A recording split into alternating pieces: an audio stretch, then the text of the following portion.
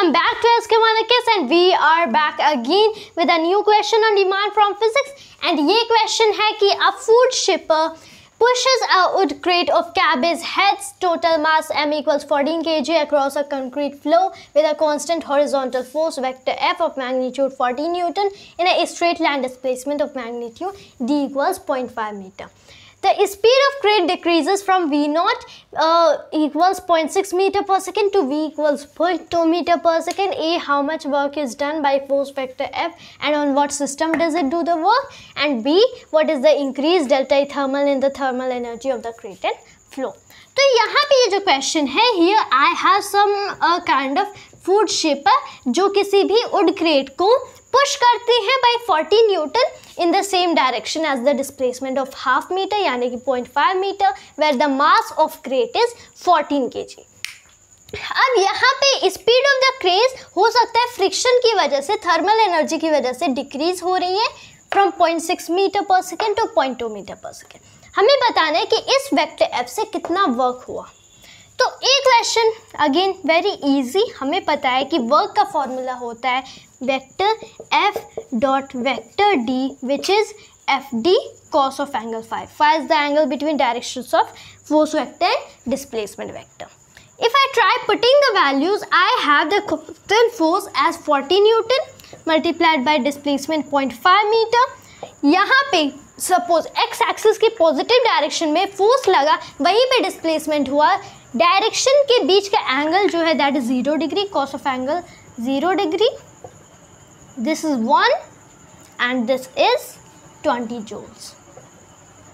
तो फाइनली हमें मिलता है कि ये जो वर्क मैं करने वाला हूँ on the crate that is just of 20 joules. Moving to the next question, and before that I would also like to say here's on what system does it do the work.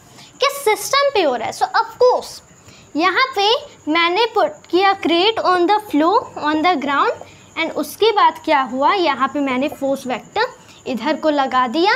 किस system पे? Of course मैंने पहले force तो crate पे लगाया, लेकिन work सिर्फ crate पे नहीं हो रहा, because there is going to be some conversion in the energy from kinetic energy, mechanical energy to thermal energy between the crate and the flow, and there are lot of changes. इसीलिए work हम लोग इस crate पे नहीं बोलेंगे, बल्कि ये work crate ground system पे हो रहा है. So the for this question the answer is crate ground system. B जो है increase delta in thermal energy.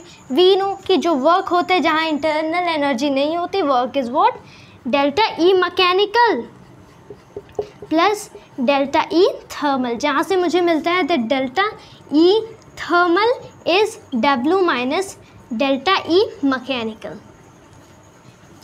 मुझे पता है कि अगर मैं चाहूँ तो W तो 20 जूल्स पुट ही कर सकता हूँ, लेकिन डेल्टा ई मैकेनिकल मुझे नहीं पता. सो आई नो कि change in mechanical energy change in kinetic energy plus change in potential energy. यहाँ पे potential energy 0 because initially and finally वही अरेंजमेंट है सिस्टम की.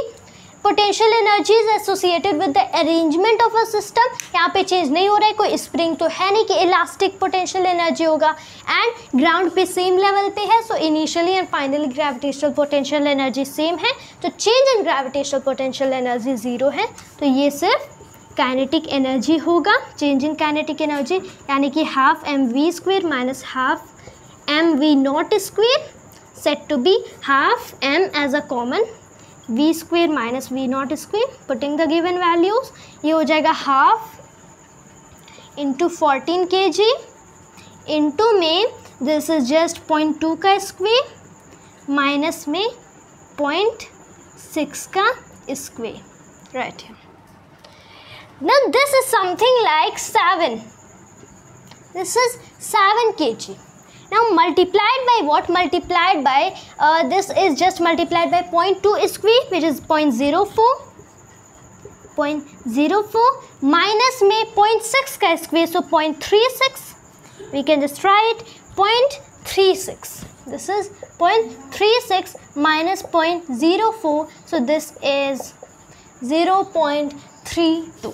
यहाँ से मुझे मिल रहा है 0.32. So this is 7 kg. अब यहाँ पे मीटर स्क्वेयर, सिंस मीटर पर सेकेंड, अब यहाँ पे स्क्वेयर करके हुआ है, सो पर सेकेंड स्क्वेयर, सो अब एनी हाउ के जी मीटर स्क्वायर पर सेकेंड स्क्वायर को हम लोग जूल लिखते हैं, तो एनी हाउ लास्ट में ही जूल लिख देते हैं, इनटू में 0.32 कौन सा unit, joules.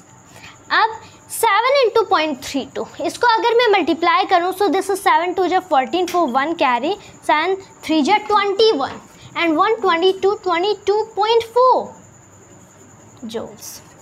I just finally get it as 22.4 joules. I'm really sorry, I think this is, yeah, this will be here, decimal places 1 2 1 2, yeah, this is 2.24 joules, so which we can approximate as 2.2 joules just. Okay, so we'll be trying that instead of just lengthy. So implying that delta E thermal I can be getting as, which is W minus delta E mechanical, which is 20 joule, minus another thing we have to notice here